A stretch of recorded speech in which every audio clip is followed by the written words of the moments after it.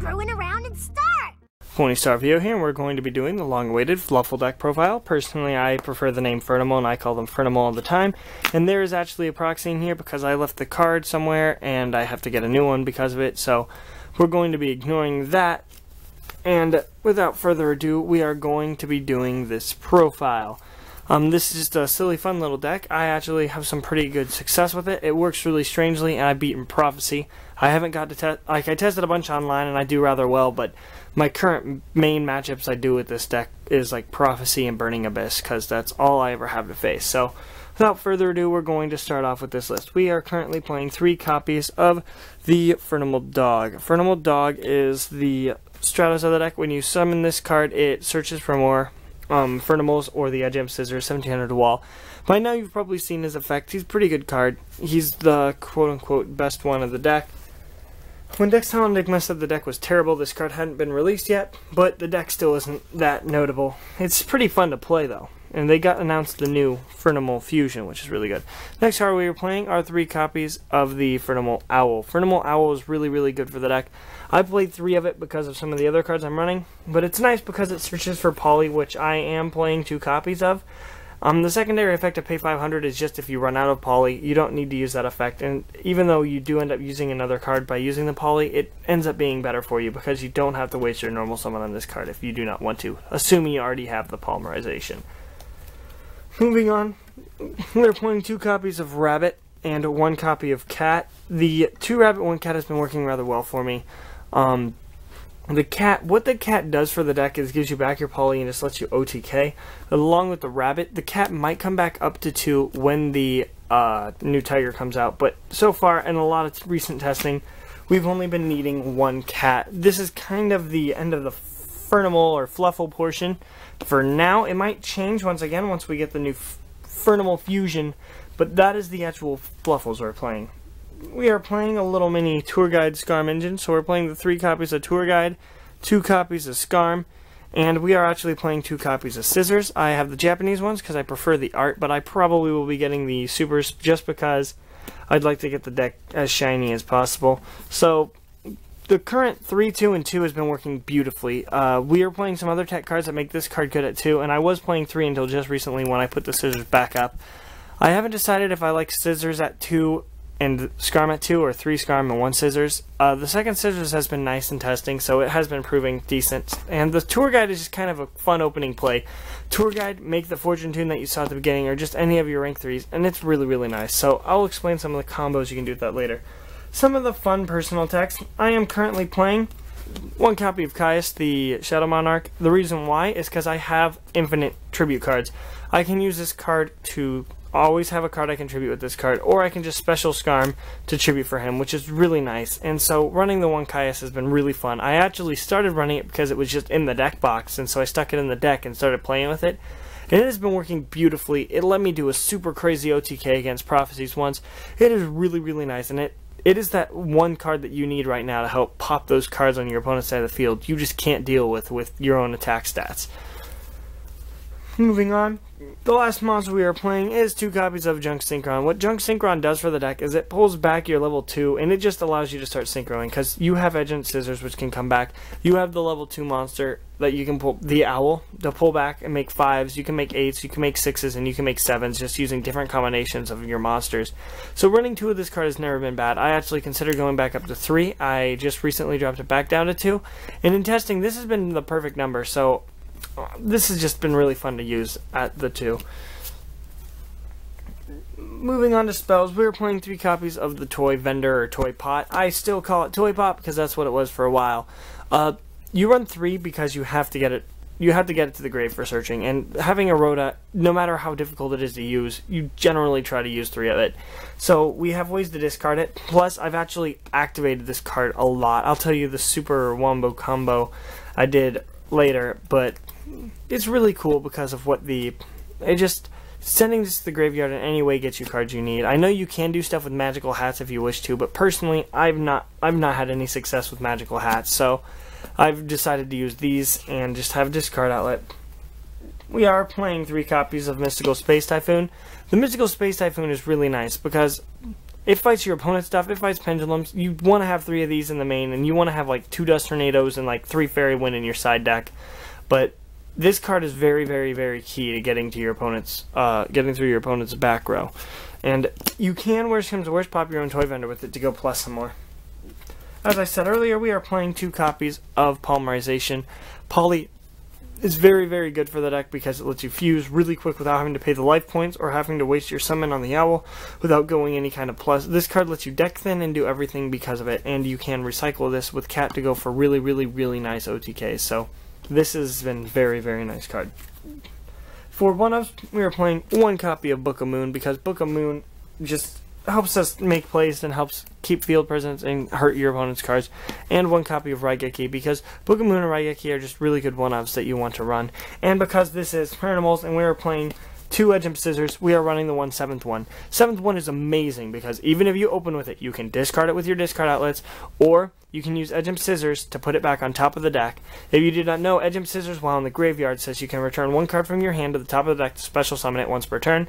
So it gives you back the Edge Imp, and you can put this on top of your deck to draw next turn during your draw phase to just be beautiful and win, because draw this, reveal, activate, and you summon free monster, which is really good for a deck like this because you do want to be able to get that instant presence, which is sometimes difficult to do. Trap lineup starts off with 3 copies of Phoenix Wing Wind Blast. Phoenix Wing Wind Blast is really, really good for this deck because it lets you discard your scissors and get it in the graveyard, discard Scarm, discard the pot, or the toy pot, toy vendor, whatever you want to call it.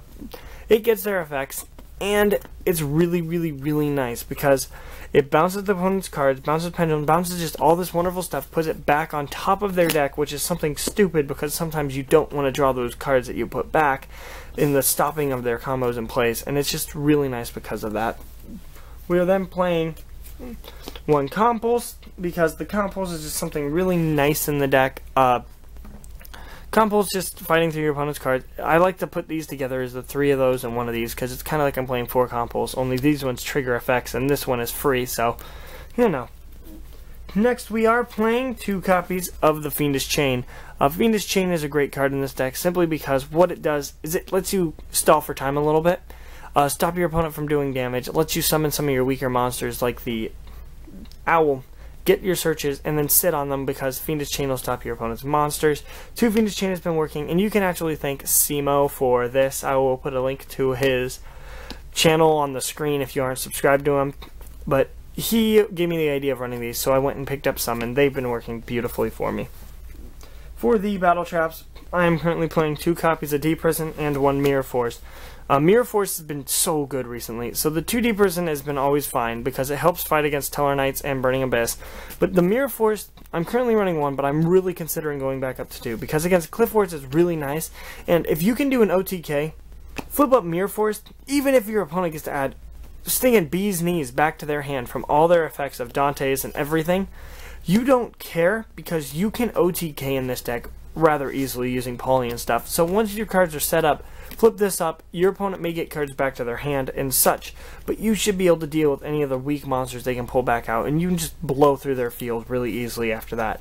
So I've been really considering going up to 2 Mirror Force. And we are playing, for the last of traps, 1 Solemn Warning. I kind of like putting this card at the end just because it's fun like that. But Solemn Warning is really good because flip up Warning stops anything, and it keeps your opponent's field clear for you, which is something that you really need to be able to do. So, moving on to Extra Deck, we are going to be playing currently 4 rank 3s. We are playing 1 copy of Fortune Tune. This is my favorite one to go into just because Fortune Tune wins games with the 4 million life points. We are playing 1 copy of Alucard. Alucard is just a regular rank 3 that everyone should run if you can make rank 3s just because popping back row is easy. 1 Leviathan, this is my personal choice. I prefer Leviathan over Dante because you don't really want stuff milled, and you want that 25 wall. So anytime that you'd have to mill, there are like 3 cards in the deck, 5 cards in the deck, ignoring the fact that you made this using Scarms. Assuming you went Tour Guide, you have 5 cards in the deck you want in the grave. Maybe 7 if you want to mill your Edge Imps instead of adding them through fancy ways. So this card is much better in that sense, because you do want the 25 wall to be able to beat things. And the last card is actually something that me and Simo were talking about. It's really cool in the deck. It's the Giga-Brilliant. I haven't seen this card in a couple, like, what is it, like, year or 2? This card is amazing because it makes it so your monsters get bigger than you need to do, because it's all face-up monsters gain 300, not just XYZs. So it makes it so your fusions get to decent attack stats to help with the OTKs. And because you always have that extra normal summon after you do your fusion play, you can go dump 4 to summon this card, or to summon the tiger, and then you can tour guide, Scarm, this. Detach, everything's boosted, and you can win easily, because that many monsters at that high of attack, or that many attacks with this high of an attack, is really nice. You do lose the back row, and I've been considering testing stuff like a wiretap or trap stun. I haven't decided which, if I'm going to do it either. It's just, this has been working fine for me, especially because of the 3 MST, and you just kind of bait out their back row all the time. Castel is our rank 4 option. Castel is there because Castel, there's no real reason not to run the Castel.